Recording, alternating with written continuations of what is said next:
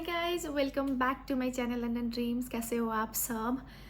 आज फिर से वीकेंड का दिन है और मैंने कल लास्ट टाइम पे वीडियो बनाया हुआ था कि यूके आना वर्थ है कि नहीं है। काफ़ी लोगों ने कमेंट भी किया, काफ़ी लोगों ने मुझे पर्सनल कमेंट किया हुआ है और उनमें से काफ़ी लोगों ने मुझे ये पूछा हुआ है कि आपने जो वीडियो बनाया है कि यूके आना वर्थ है कि नहीं है, उससे हमें काफ़ी कुछ समझने को तो मिला कि हर जगह पे स्ट्रगल होगा या फिर यूके में शायद थोड़ा सा चीज़ें सिमेट्रिक नहीं है, कभी भी कुछ भी रूल चेंज हो सकता है या थोड़ा सा डिफ़िकल्ट है।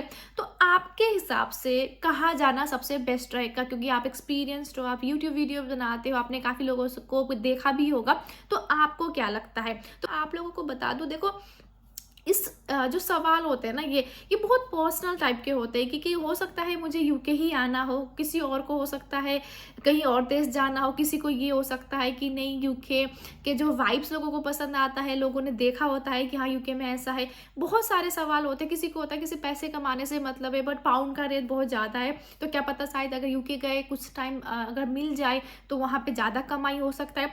तो ऐसे सारे सवाल आ सकते हैं, पर्सन टू पर्सन डिपेंड हो सकता है। इसीलिए मैं ना इसमें आप लोगों को सजेस्ट नहीं करूँगी बट आप लोगों को सिर्फ एडवाइस दूँगी कि आपको कहाँ ज़्यादा बेटर हो सकता है। If not UK then where, तो कहाँ जाना चाहिए? तो अपने लॉन्गर टर्म गोल्स देखना चाहिए। मैंने हमेशा लोगों को यही सजेस्ट किया हुआ है कि आपका मकसद क्या है यूके आने का? पैसे कमाना है, पढ़ाई करना है, पीआर लेना है, नहीं पता है, पैसे भी कमाएँगे, पीआर भी लेंगे, लाइफ यहीं पे सेटल करेंगे। बहुत सारे तरीके हैं।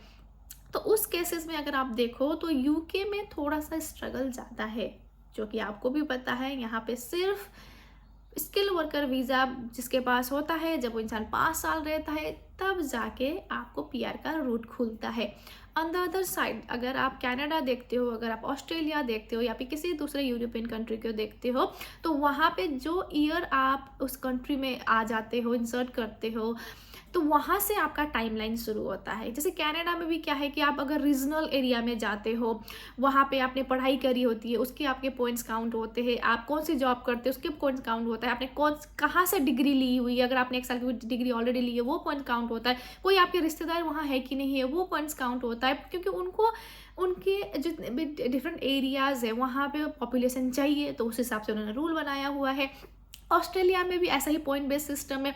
तो अगर आप स्टूडेंट में भी जाते हो इन कंट्रियों में, अगर आपने इस टाइम पे देखा हो गया कि ऑस्ट्रेलिया ने तो ऐसा कर दिया है कि आपका पोस्ट स्टडी का जो आप अगर 2 साल के कोर्स करने गए हो, तो उसके अलावा भी आपको 3 साल या 4 साल एक्स्ट्रा टाइम मिल रहा है, जो कि आपको अगर आप 5 साल 6 साल वहीं रह जाओगे तो कुछ ना कुछ आपको रास्ता पता लग ही जाएगा। आपको जॉब भी मिल जाएगा, आप एक्सपीरियंस हो जाओगे, फिर आपका ईयर भी काउंट हो जाएगा, फिर आप किसी दूसरे रीजनल में एरिया में जाके कुछ साल वहाँ पे काम कर लो, जिस हिसाब से भी आप काम बना सकते हो जब आपको एक लॉन्गर टाइम मिलता है। ऑन द अदर साइड अब यूके में देखो तो उतना टाइम होता ही नहीं है। अगर आप मास्टर्स वाले लोगों को ले लो, 1 साल की पढ़ाई अगर पीएसडब्ल्यू 2 साल का नहीं हुआ और 6 महीने को हुआ तो कुछ टाइम ही नहीं है, आप कुछ कर ही नहीं पाओगे। तो वो सिनेरियो ये हो जाता है।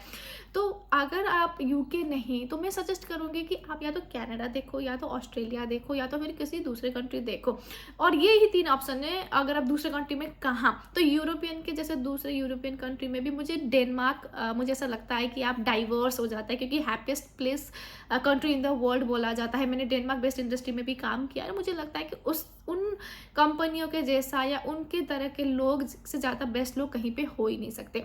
यहाँ पे यूके में थोड़ा सा रेसिज्म नहीं है, बट देन काफ़ी चीज़ों का दिक्कत है। उनके लैंग्वेज अंडरस्टैंड करना हो गया, या उनकी कम्युनिकेशन हो गया, या फिर उनके माइंडसेट हो गया। क्योंकि अगर आप किसी दूसरे कंट्री में जाते हो जहाँ पे इंग्लिश सेकेंड लैंग्वेज होता है, उनका फर्स्ट लैंग्वेज नहीं होता है, तो उनका लैंग्वेज और आपका लैंग्वेज का जो एक टोन होता है, कम्युनिकेशन वाइब्स होता है, वो सेम होता है, मैच कर रहा होता है। तो इस वजह से ना वो थोड़ा कनेक्ट हो पाते हो, जो ऐसा मुझे लगा। ये जो जितने भी एग्जाम्पल मैं दे रही हूँ या जो सजेशन दे रही हूँ, वो मैं अपने बेसिस पे दे रही हूँ। तो अगर आपको इस बात से सहमत नहीं हो सकते हो तो प्लीज़ इसको नेगेटिवली मत लेना, सिर्फ एक सजेशन है। अगर इस टाइम पे अगर मैं अमेरिका की बात करूँ, तो आप देख रहे हो कि अमेरिका की इकोनॉमिक कंडीशन जो है बहुत डाउन है। हर दिन इसमें हर दूसरे दिन कंपनी फायरिंग कर रही है, चाहे वो बड़ी से बड़ी कंपनी हो, छोटी से छोटी कंपनी हो। अभी इकोनॉमिकल सिचुएशन अमेरिका में बहुत ही डाउन है, जो कि ऐसा हमेशा नहीं होगा। 1-2 साल अगर आप अमेरिका भी जा सकते हो, बट उसके थोड़ा सा वेट करिए। अभी जल्दबाजी मत करिए। जब आपने अपनी लाइफ का इतना सारा समय दे दिया है, तो हालांकि 1 साल एक और साल क्यों नहीं? तो ठीक है, तो 1 साल थोड़ा अगर आप अभी आने का प्लान कर रहे हो, तो मैं तो ये भी सजेस्ट करूँगी कि आप 1 साल के लिए वो प्लान को थोड़ा-सा होल्ड करो, जहाँ पे हो वहीं पे थोड़ा-सा, अगर आप लोग फ्रेशर हो तो कुछ काम पकड़ लीजिए, अगर आप ऑलरेडी एक्सपीरियंस लोग हैं तो और अपना स्किल अपग्रेड करने की कोशिश करिए, और साथ में प्रोसेस आप करते भी रहोगे। ऑल्दो 1 साल तो हो ही जाता है प्रोसेस करते-करते या सारा कुछ डॉक्यूमेंट बनाते हुए, आइल्स करते हुए। तो इस हिसाब से आप सोच सकते हो कि यूके नहीं तो कहाँ और क्यों?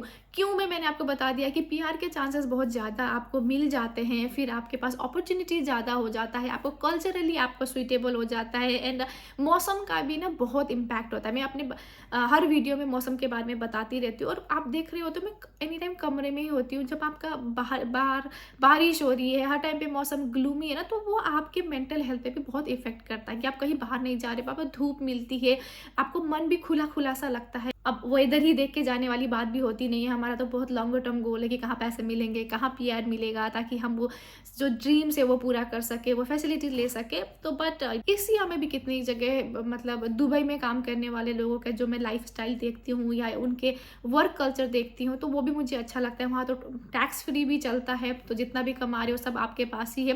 तो काफ़ी जगह है, दूसरी जगह पे भी आप रिसर्च कर सकते हो। कुछ इन्फॉर्मेशन जो होगा मैं अपने डिस्क्रिप्शन में यहाँ पे दे दूँगी, तो आप चेक कर लीजिएगा कि कहाँ पे जाना सबसे बेस्ट होता है इस इन टर्म्स ऑफ अपॉर्चुनिटीज़, तो उसके बारे में भी बता दूंगी। तो फिर यही था इस वीडियो में। अगर कुछ भी हो तो इसी वीडियो के कमेंट सेक्शन में पूछ लीजिएगा, मैं रिप्लाई कर दूंगी। और प्लीज़ मेरे वीडियो को लाइक, शेयर एंड सब्सक्राइब जरूर करिएगा, और नोटिफिकेशन जो आइकन बेल होता है उसको आप इसको ऑन करके रखिए, ताकि मेरे जितने भी न्यू वीडियो आए तो आप तक पहुँच सके, और आपके थ्रू किसी और तक पहुँच सके, ताकि उनको भी आइडिया हो जाए कि क्या करना या कैसे करना। जो ऑलरेडी यूके में बैठा है वो आपको थोड़ा सा गाइड कर सकता है, तो मैं वही करने की कोशिश कर रही हूँ। तो ठीक है, फिर मिलते हैं न्यू वीडियो में न्यू टॉपिक के साथ। तब तक के लिए सी यू, बाय बाय।